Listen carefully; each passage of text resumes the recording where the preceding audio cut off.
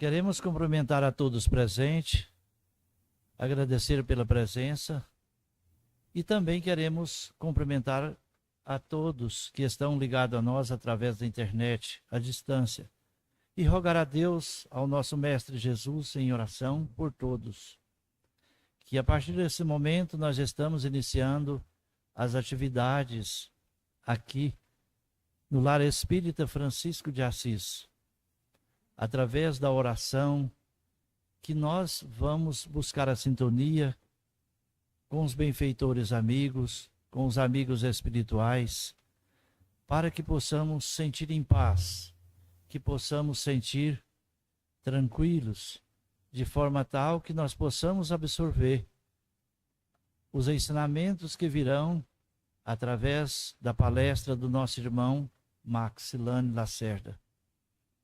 Então, nesse momento, nós convidamos a todos para que juntos façamos a nossa oração. Pai nosso que estás nos céus, santificado seja o vosso nome. Venha a nós o vosso reino, seja feita a vossa vontade, assim na terra como nos céus. O pão nosso de cada dia nos dê hoje, ó Senhor. Perdoa, Pai, as nossas ofensas, assim como nós perdoamos a quem nos tem ofendido, e não nos deixeis cairmos em tentação. Livra, Pai, de todo mal, e assim seja.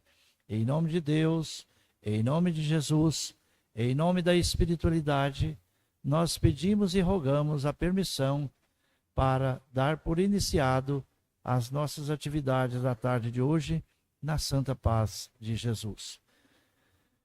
Nesse momento, nós vamos convidar o nosso irmão Maxilane Lacerda. Com muita alegria, ele hoje está aqui conosco e vai desenvolver esse tema tão importante. Conhecereis a verdade e a verdade vos libertará. Maxilane é residente em Brasília e sempre tem contribuído grandemente com a doutrina espírita, com o movimento espírita de Anápolis, e temos a honra de dizer que mais no início ele vinha com maior frequência aqui na nossa casa, vamos dizer assim, era uma vez quase que por mês, né, Maxilane? Depois as outras casas foi descobrindo ele, e aí ele ficou mais restrito, mas a gente tem que ficar feliz por isso, porque nós precisamos ter esse espírito de solidariedade. Então, com muito carinho, com muito amor, eu convido o nosso querido irmão para que venha fazer uso da palavra.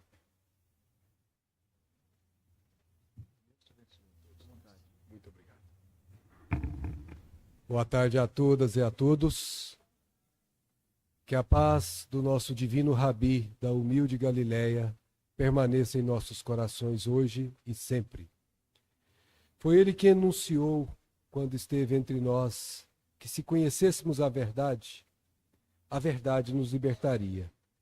Mas, na altura do nosso processo evolutivo, nós ficamos sem compreender essa assertiva de Jesus de maneira clara, de maneira profunda.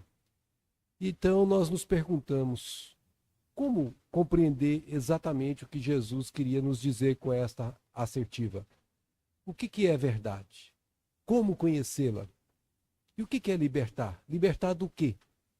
Essas perguntas precisam ser respondidas para que a mensagem de Jesus se faça compreendida e, se fazendo compreendida, possa permitir-nos senti-la em nós, de modo que possamos vivê-la com naturalidade. Então, nós precisamos lembrar que verdade foi um termo utilizado pelos benfeitores espirituais quando o Espiritismo chegou à Terra. Quem conduziu todo o trabalho no plano espiritual nominou-se por Espírito de Verdade. E foi ele que deu toda a lógica desta doutrina que foi configurada aqui na Terra pela condução de Allan Kardec. Então, nós precisamos lembrar que nem tudo que está no Evangelho é de fácil compreensão. Tem várias passagens que a gente tem dificuldade para entender. E sem conhecer certas leis, nós permaneceríamos na escuridão, não conseguiríamos entender. Por exemplo, quando Jesus disse: se a tua mão esquerda é motivo de escândalo, corta-a, lança longe de ti, porque é melhor entrar na vida sem a mão do que entrar na vida com a mão e corromper toda a alma. O que Jesus está querendo dizer? Cortar a mão? Que coisa estranha nos parece num primeiro olhar. Mas se nós começarmos a olhar esta passagem frente à lei de reencarnação, ela começa a ficar muito clara e muito lógica. E nós vamos conseguir perceber que tudo que Jesus diz tem sentido e sentido profundo que nós precisamos examinar à luz do conhecimento que nos foi trazido em 1857. Por isso, Allan Kardec chegou a dizer lá no Evangelho segundo o Espiritismo, em sua introdução, uma constatação disso que nós falamos. Ele diz assim: muitos pontos do Evangelho são ininteligíveis, ou seja, você não tem como compreender, não passa pelo crivo da inteligência, parecendo alguns até irracionais. Por quê? Por causa da falta da chave que faculte se lhes apreenda o verdadeiro sentido. Então existe uma chave, que é conhecer as leis divinas, as leis universais, de maneira que essas leis funcionem como uma chave para compreender isso. E ele continua dizendo: essa chave está completa no Espiritismo, como já o puderam reconhecer os que o têm estudado seriamente, e como todos, mais tarde, ainda melhor o reconhecerão. Aqui Kardec faz uma chamada a todos aqueles que se colocam na condição de seguidores do Espiritismo, aqueles que esposam essa doutrina, porque ser espírita exige de nós o estudo, a compreensão, exige de nós o saber, para que nós possamos tomar decisões na vida com discernimento, com clareza, sendo essas decisões, portanto, justas e corretas. E é por isso que ele diz que os que já puderam reconhecer o têm estudado. Aqueles que já se deram conta que esta é a água viva que Jesus prometeu, a água que quando você bebe você não tem mais necessidade de beber, porque você dessedenta-se. Aqueles que já fizeram isso conseguem beber nessa fonte que vem do Evangelho de Jesus de maneira clara. Por isso, nós sabemos que estudar não é ainda um hábito da maioria das pessoas. Há muitos de nós que não gostam de ler.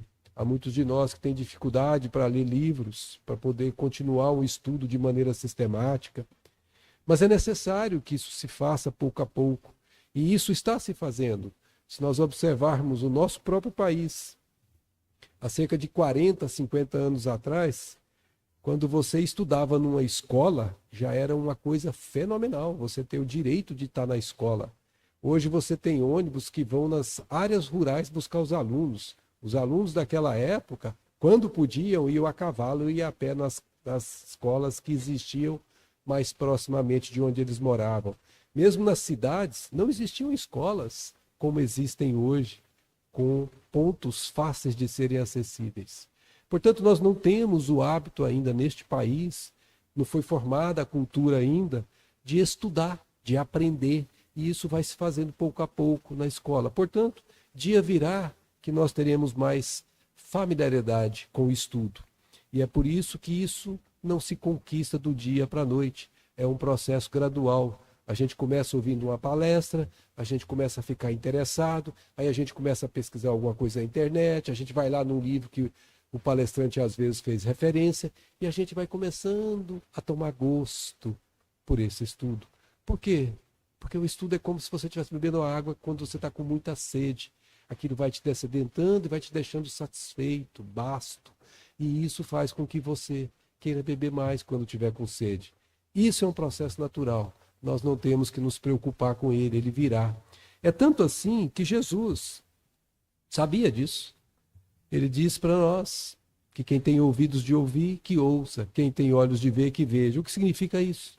Que muitos de nós, na época que ele esteve entre nós, não conseguíamos nem entender o que ele estava falando. Quanto mais estudar. Então precisou de passar um bom tempo, mais precisamente 18 séculos, para poder uma nova frente do ensino de Jesus vir de novo à Terra, através não mais de uma pessoa, mas através de uma pleia de espíritos que foi por ele configurado. E ele falou isso textualmente, está escrito lá no Evangelho. Se me amais, guardais os meus mandamentos. É Jesus que está falando. E eu rogarei a meu Pai, e ele vos enviará outro Consolador, a fim de que fique eternamente convosco.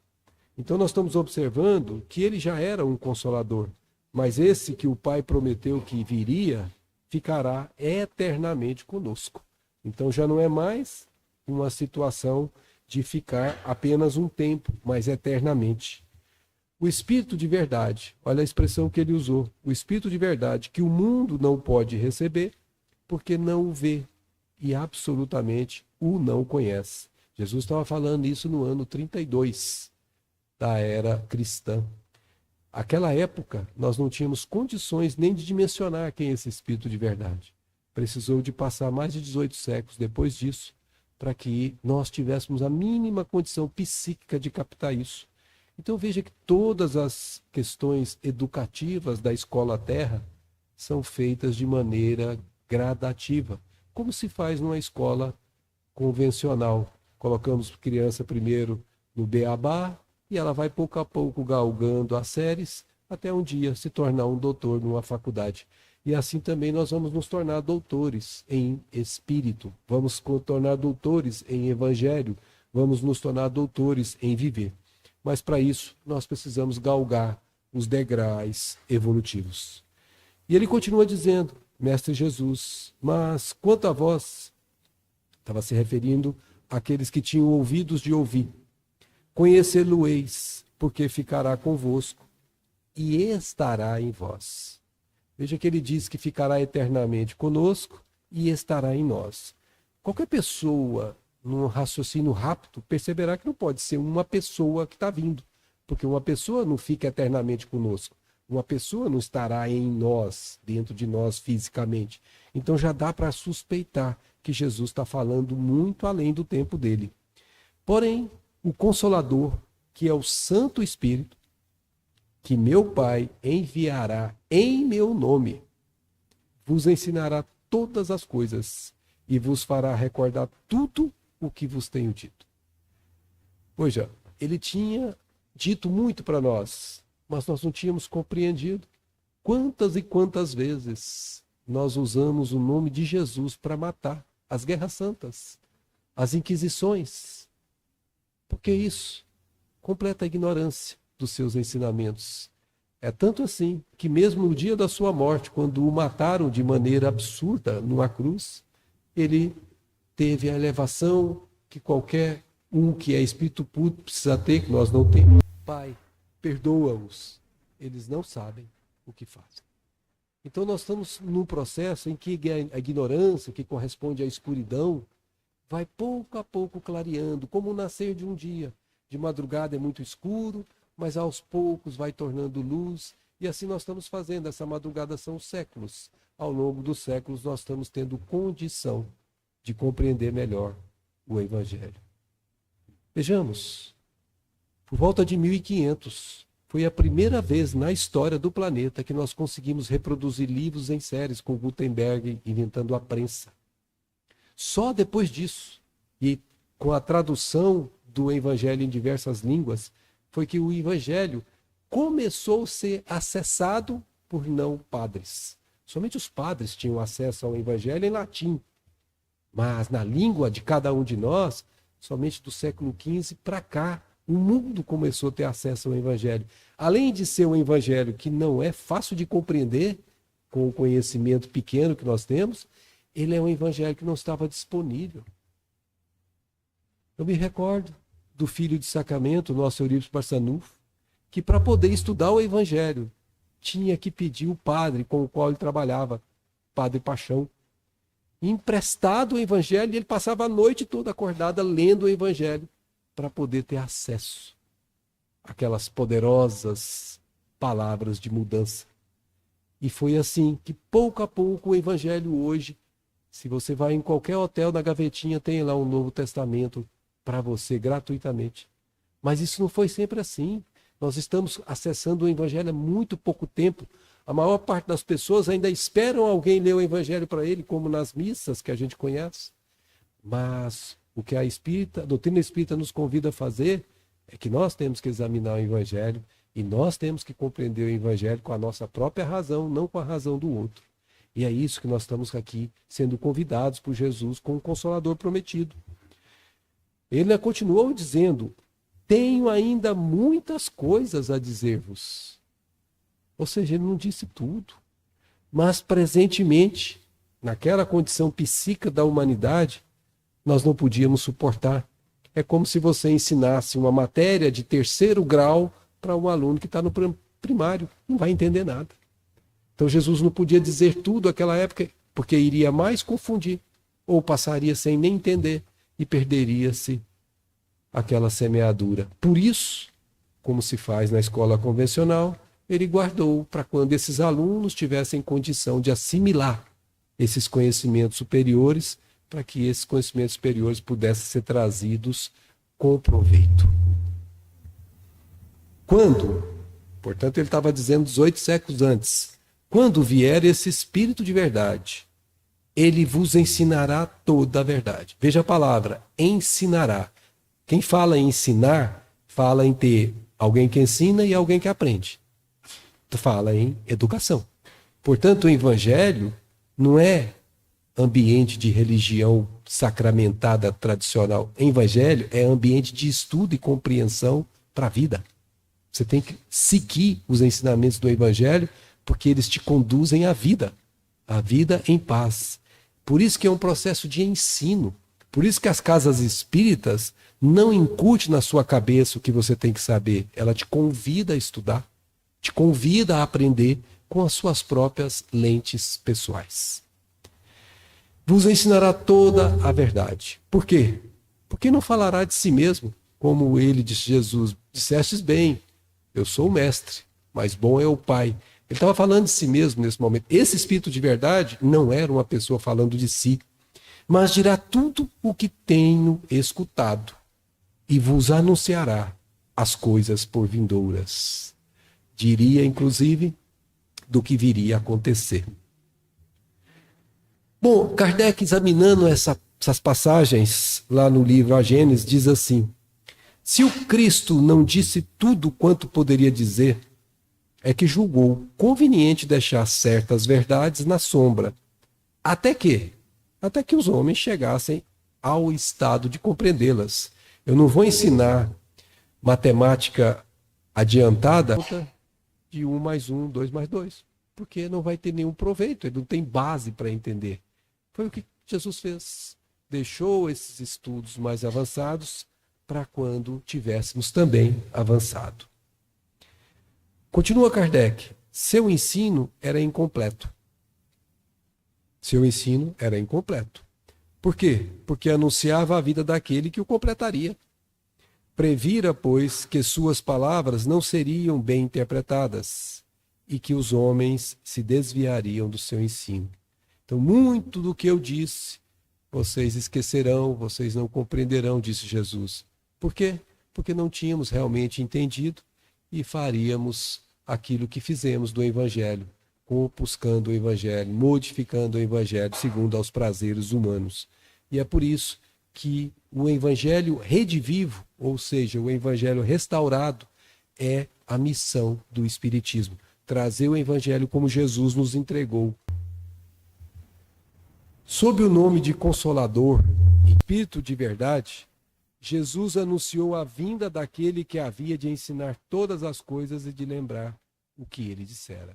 Então veja que ele deu um nome, Consolador ou Espírito de verdade, ou Santo Espírito, são sinônimos que ele usou para se referir a esse ensino profundo, a essa doutrina. E Kardec vai fazer a pergunta: qual deverá ser esse enviado? Uma pergunta que muitos se fizeram, que alguns, inclusive, continuam fazendo, acreditando que Jesus virá pessoalmente. Dizendo, pedirei a meu Pai, e ele vos enviará outro Consolador, diz Kardec. Jesus claramente indica que esse Consolador não seria ele, pois do contrário diria, voltarei a completar o que tenho vos ensinado. Não foi isso que ele disse. Ele disse que pediria ao Pai e o Pai vos enviaria outro Consolador. Então Jesus não veio nesse processo que ele prometeu. Não só tal não disse, como acrescentou, a fim de que fique eternamente convosco e ele estará em vós. Ora, esta proposição não poderia referir-se a uma individualidade, a uma pessoa encarnada. Por quê? Porque não poderia ficar eternamente conosco, nem ainda menos está em nós.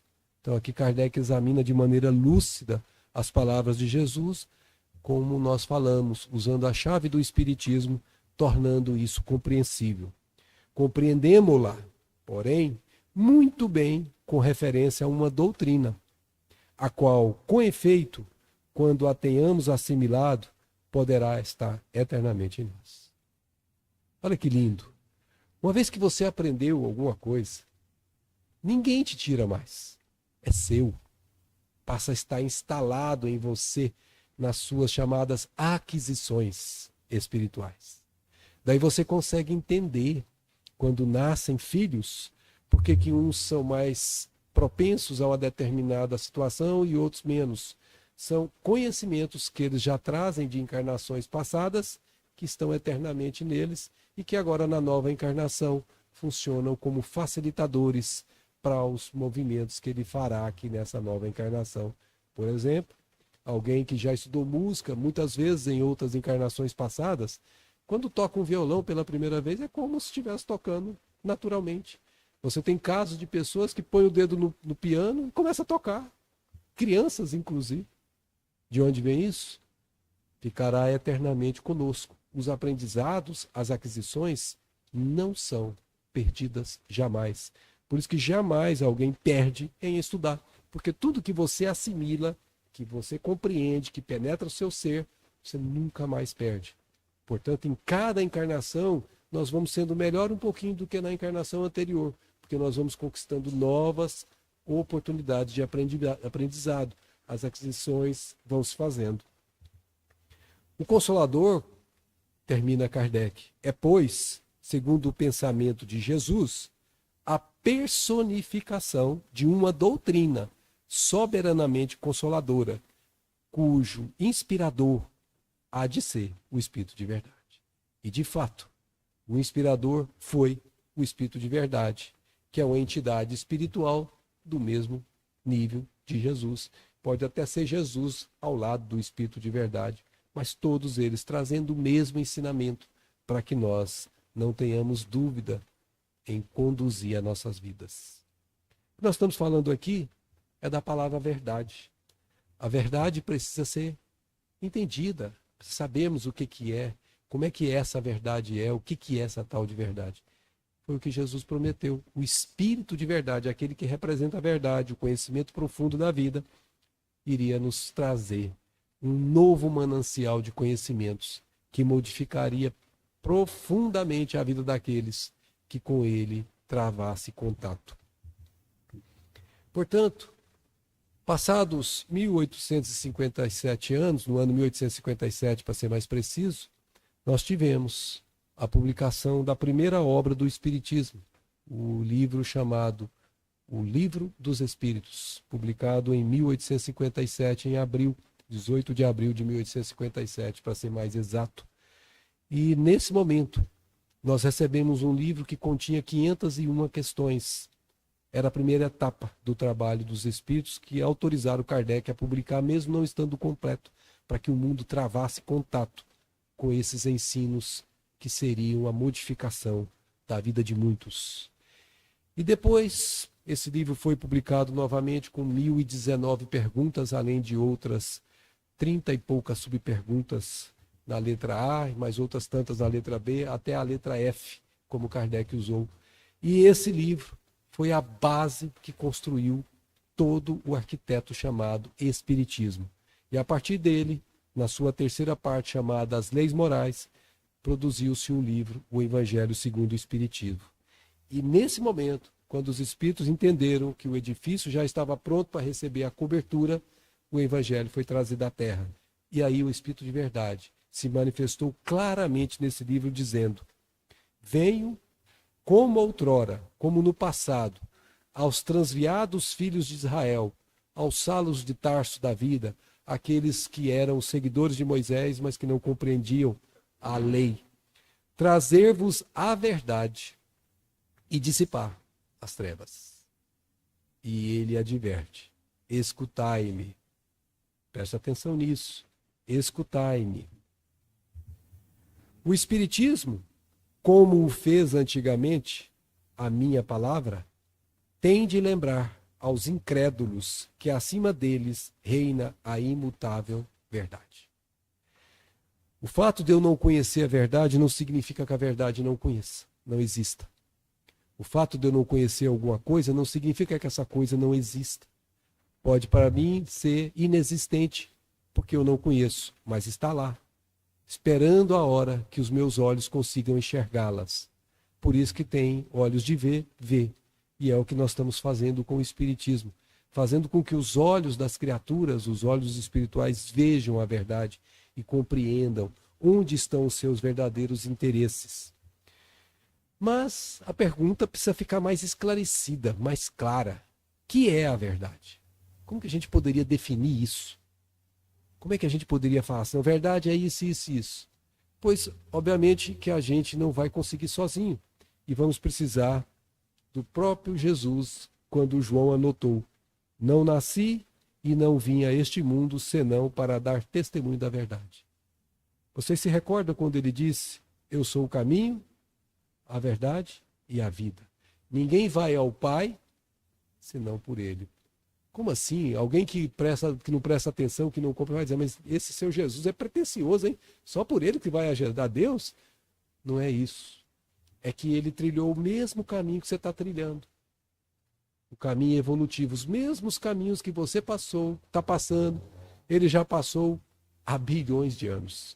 Portanto, tudo que você está fazendo, ele sabe, com detalhes. Tudo que você está experimentando, ele conhece em detalhes. E se você, sabendo que ele já passou por tudo isso, observar os passos dele, você não erra. Você não precisa sofrer para acordar. Você já está acordado. Você está fazendo o cumprimento da verdade.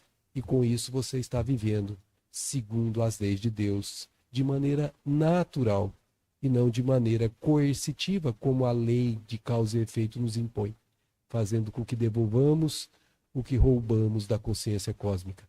E assim é que ele vai dizendo isso, e vai dizendo em outro momento, enquanto esteve entre nós: aquele que pertence à verdade, escuta a minha voz.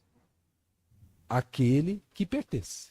Por isso, quem tem ouvidos de ouvir, ouça. Como é isso? Enquanto eu não tiver o psiquismo dilatado para compreender a verdade, eu não entro em ressonância com ela. Ela não me afeta de maneira nenhuma. É como alguém que está falando alguma coisa que para você é grego. Então, se você pedir alguém para falar grego para você e você não fala grego, é como se não falasse nada, porque você não entendeu nada. É mais ou menos a verdade quando você não tem o psiquismo preparado. Não adianta eu falar para você, porque você vai desprezar, porque você não entende. E quando você não entende, você joga fora riquezas. Quando você não sabe que um diamante é um diamante, você chuta e ainda reclama: ai, machuquei meu pé. Se você soubesse que aquele diamante polido te valeria milhões, você falaria: meu Deus, eu adoro machucar o pé. Então a gente, quando não conhece, a gente despreza. E é por isso que Jesus diz que se você conhece a verdade, você se liberta. Liberta do quê? Da ignorância. Liberta das trevas interiores. Mas a tal da verdade não se ganha por graça. A tal da verdade não vem de mãos vazias, sem que você tenha que fazer esforço algum. Muito ao contrário. A verdade é uma conquista evolucionária, tal como o conhecimento de um aluno numa escola é um exercício continuado de ir à escola, estudar, fazer tarefa, fazer prova, até um dia falar assim: esse assunto eu sei que 2 mais 2 são 4. Não tem mais nenhuma dúvida disso. Mas quando você começou a estudar, você tinha. Quando começou a estudar, você precisava juntar as letrinhas para formar uma palavra. Hoje você escreve sem perceber que está escrevendo. Como é que é isso? é um processo que te causa esforço, que pede a você esforço, disciplina, persistência. A verdade também vai ser obtida dessa forma. Para que a verdade... Por quê? Questão 628 do Livro dos Espíritos, Kardec indaga, por que a verdade não foi sempre colocada ao alcance de todo mundo? Por que todo mundo não teve a verdade disponível? Por que tem uns privilegiados, diriam os incautos, e outros não? E ele vai responder, o Espírito, meu filho, importa que cada coisa venha ao seu tempo. A verdade é como a luz. O homem precisa habituar-se a ela pouco a pouco. Do contrário, ficaria deslumbrado. Tem tempo de plantar e tempo de colher. E a verdade é assim. Nós vamos aprendendo pouco a pouco, de forma que a gente vai chamando o que se fala desvelar, vai tirando os véus, e a gente vai conseguindo ver o que está atrás do véu cada vez com mais clareza. Até um dia que o último véu saia e a gente conhece a verdade inteira, e a verdade então nos liberta. E nesse momento, tal como Jesus, estaríamos com Deus, junto de Deus. No livro Consolador, Emmanuel faz uma análise maravilhosa. Ele diz assim, os homens receberão sempre as revelações divinas de conformidade com a sua posição evolutiva. Ou seja, de acordo com a série que está cursando. Não virá ensino superior para quem está cursando primário. Mas ninguém no ensino superior vai receber de ensino de primário. Então, cada coisa no seu tempo, cada ensino na sua posição evolutiva. Até agora, complementa ele, a humanidade da era cristã, portanto, depois de Jesus, recebeu a grande revelação em 3 aspectos essenciais. A primeira foi com o próprio Moisés, que trouxe a missão da justiça, ensinou justiça. Nós, antes de Moisés, tínhamos uma lei que dizia assim, quem com ferro, ferro, com ferro se ferirá. E antes dele ainda, Código de Hammurabi, você tinha uma outra que dizia que se alguém te batesse, você podia matar o outro. Não tinha proporção, não tinha a questão de um ser na mesma proporção do outro. E pouco a pouco, com Jesus, essa justiça foi trazida para o campo do amor. Porque o Evangelho é a revelação insuperável do amor. Então a justiça nunca mais vai ser compreendida sem estar acompanhada da misericórdia. E já na terceira parte, que foi em 1857, o Espiritismo, na sua feição de cristianismo redivivo, cristianismo resgatado, cristianismo revivido como na época de Jesus, traz, por sua vez, a sublime tarefa da verdade. Justiça, amor e verdade. 3 estágios evolutivos. Por volta de 3.600 anos, justiça. Por volta do ano 33, nós temos a revelação do amor de forma insuperável. E em 1857, a revelação da verdade. E Emmanuel faz questão de dizer, no centro das 3 revelações encontra-se Jesus Cristo. Jesus Cristo, como o fundamento de toda a luz e de toda a sabedoria. Portanto, atrás de Moisés, quando recebeu os 10 mandamentos, tinha Jesus Cristo coordenando toda a tarefa. Quando você fala e ouve lá no Velho Testamento escrito para aquelas pessoas daquela época, dizendo que era Yahvé, que era Deus, era tudo conduzido por Jesus, diretamente. Diretamente. Jesus está cuidando dessa sala de aula chamada Terra desde muito antes de Moisés, desde muito antes de Abraão. E qual que é o papel do Espiritismo frente a essa verdade que nós estamos examinando? E também compete ao nosso Emmanuel responder. O Espiritismo, meu amigo, em seus valores cristãos, não possui finalidade maior que a de restaurar. O que é restaurar? Reconstruir. É algo que você estragou, que você tem que corrigir. A verdade evangélica para os corações desesperados e descrentes do mundo. Porque, como dissemos, o evangelho foi deturpado. Encontram-se no Evangelho todas as verdades, dirá o Espírito de verdade. Todas as verdades encontram-se no Evangelho, mas os erros que lá estão enraizados, eles procedem dos homens. E cabe ao Espiritismo desenraizar esses erros e colocar o Evangelho tal como os meninos do da escola do caminho, lá logo depois que Jesus foi para o mundo espiritual, começaram com a Casa do Caminho, trazendo aquele evangelho simples que foi pouco a pouco propagando pelo mundo. A obra definitiva do Espiritismo é a da edificação da consciência profunda no Evangelho de Jesus Cristo. Qual que é o papel do Espiritismo na Terra, gente? Não é conversar com o Espírito, não. Isso é meio. O papel do Espiritismo na Terra é fazer com que todos nós nos tornemos verdadeiros cristãos, compreendendo o Evangelho tal como Jesus esperava que nós compreendêssemos nessa parte do nosso processo evolutivo. Só o esforço individual no Evangelho de Jesus, continua Emmanuel dizendo, pode iluminar, engrandecer e redimir o espírito. Por quê? Porque depois de vossa edificação com o exemplo do Mestre, alcançareis aquela verdade que vos fará livre. O que ele está dizendo? Que depois que você compreender tudo isso, você compreendeu a verdade. E aí você realmente se liberta. Se liberta do quê? Da vida obscura que a gente vive. Muitos de nós, mas são muitos, mas imensamente muitos, acreditam que a vida acaba com a Terra. Mas não são poucos não, gente. Muitos não compreendem o que acontece depois da morte. E muitos mesmo. Muitos acreditam que vão dormir depois da morte e vão acordar só no dia do juízo final, que nem sabe o que é. Muitos e muitos têm criatividades para essas coisas que você fica assustado. Poucos são os que têm clareza de que quando você desencarna, você está do lado de lá com o mesmo corpo espiritual, nas mesmas formas que você tem aqui, com os mesmos problemas que você tem aqui ou com as mesmas pazes que você carrega dentro de você.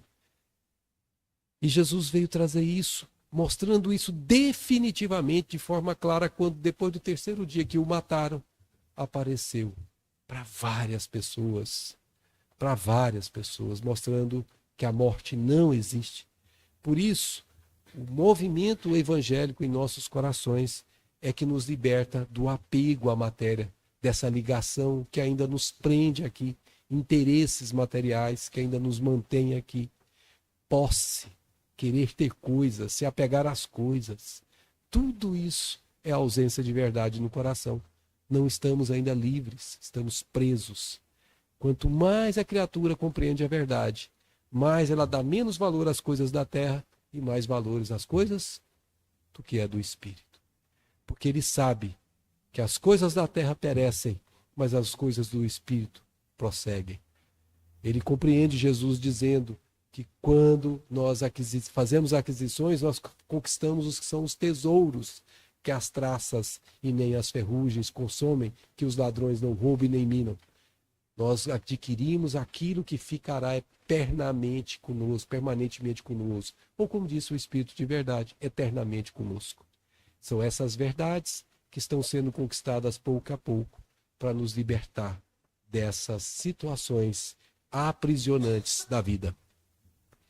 Feito isso, minhas amigas e meus amigos, vamos convidar cada um de nós aqui a reflexões profundas que precisamos fazer. Lá no livro O Evangelho segundo o Espiritismo, no capítulo 7, um espírito muito, muito elevado chamado Lacordaire diz assim: despertai, meus irmãos, meus amigos, que a voz dos espíritos ecoe nos vossos corações. Sede generosos e caridosos, sem ostentação. Isto é, fazei o bem com humildade. O que a mão esquerda faz, a direita não saiba. Que cada um, disse ele, proceda pouco a pouco a demolição dos altares que todos ergueram ao orgulho. Numa palavra, sede verdadeiros cristãos e tereis o reino da verdade. Aqui então ele resume de maneira clara que nós temos que abandonar e permanecer com a verdade no coração. E para fechar com ele, para que não tenhamos dúvida do que fazer da vida, a quem seguir na vida, qual a referência que eu tenho na vida, lembre-se dele, quando disse: eu sou o caminho, a verdade e a vida. ninguém vem ao Pai a não ser por mim, disse Jesus.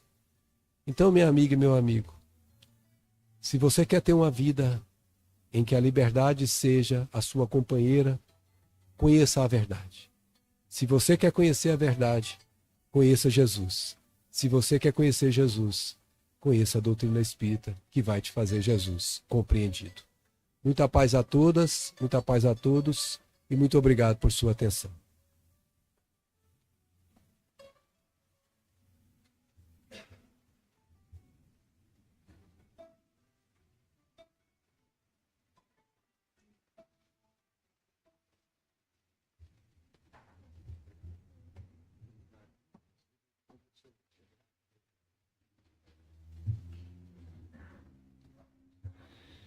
Nesse instante, nós agradecemos o nosso irmão Maxilano Lacerda pela sua participação, pelas palavras, pela palestra da tarde de hoje. Que Deus abençoe fortemente, que você continue levando sempre os seus conhecimentos aonde for solicitado. Que Jesus te abençoe a sua caminhada.